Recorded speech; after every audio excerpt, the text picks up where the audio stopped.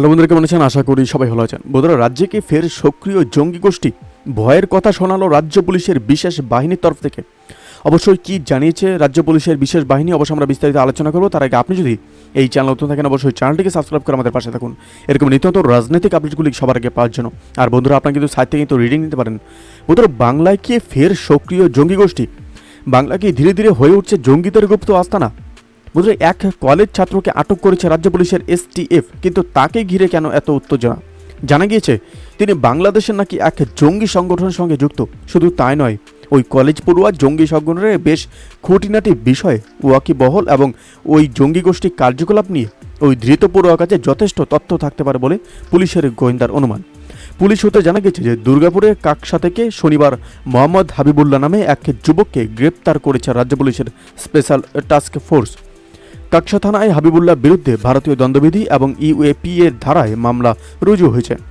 গোয়েন্দাদের দাবি যে বাংলাদেশের নিষিদ্ধ জঙ্গি সংগঠনে আনসার আল ইসলামের একটি মাইউল বাংলাদেশ ও বাংলার সক্রিয় শাহাদাত নামে সেই মইউলের প্রধান বা আমির হিসাবে কাজ করতেন হাবিবুল্লাহ।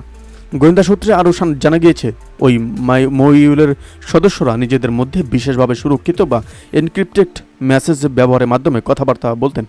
সন্ত্রাসবাদী সংগঠন আল কায়দার সঙ্গে যোগাযোগে থাকা আনসার আল ইসলামের মইউল ভারত ও বাংলাদেশে নাশকতামূলক কাণ্ড ঘটাবে বলেই গোপনে কাজ করছিল, এরকমই মনে হচ্ছে এসটিএফ। শুধু তাই নয়, এসটিএফের সন্দেহ যে বাংলায় অনাচে কানাচে এই বাংলাদেশের জঙ্গি গোষ্ঠীর বাংলায় বেশ সক্রিয় থাকতে পারে।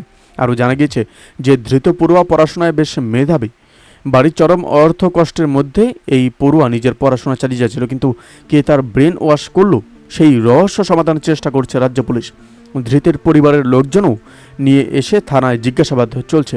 হাবিবুল্লাহ কম্পিউটার সায়েন্সের দ্বিতীয় বর্ষের ছাত্র।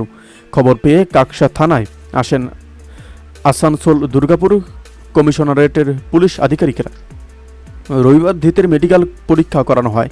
সূত্রের খবর, আজ তাকে দুর্গাপুর মহকুমা আদালত তোলার কথা। সেখানে তাকে নিজেদের হেফাজতে রাখার আবেদন জানাবেন এসটিএফ আধিকারিকরা। বন্ধুরা, এই আপডেট প্রসঙ্গে আপনাদের কি মতামত? অবশ্যই আমাদের কমেন্ট করে জানাতে ভুলবেন না। ভালো থাকবেন, সুস্থ থাকবেন। ধন্যবাদ। দেখা হচ্ছে নতুন একটি ভিডিওতে।